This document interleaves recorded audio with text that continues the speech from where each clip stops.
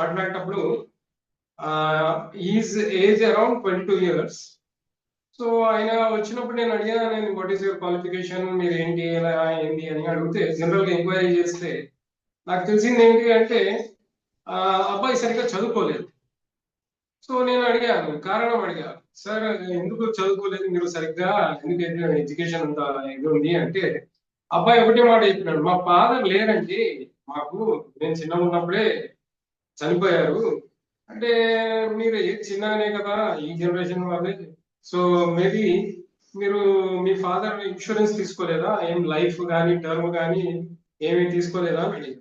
లేదు సార్ మాకు అంత నాలెడ్జ్ లేదు, మాకు ఎవరు చెప్పలేదు కూడా ఆ టైమ్స్ లో, అంటే మేబీ మా ఫాదర్ కి టచ్ అవ్వలేదు లేదో చెప్పలేదు, ఎందుకంటే మేము కొద్దిగా విలేజెస్ సైడ్ ఉంటాము, మాకు అంతగా ఇది ఉండదు.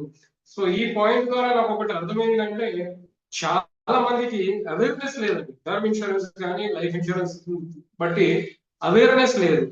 ఈ యొక్క అవేర్నెస్ ఒక సిటీలో, అది కూడా ఎవరైనా మంచి అడ్వైజర్ మీ దగ్గర ఉంటే, మీ సరౌండింగ్స్ ఉంటే, ఈస్ డూయింగ్ అమేజింగ్ జాబ్. ఎందుకంటే చాలా మందికి తెలియదు, డైలీ లైఫ్ లలో పడి అసలు ఆ ఇన్సూరెన్స్, టర్మ్ ఇన్సూరెన్స్ కానీ ఆ లైఫ్ ఇన్సూరెన్స్ కానీ మర్చిపోతున్నారు.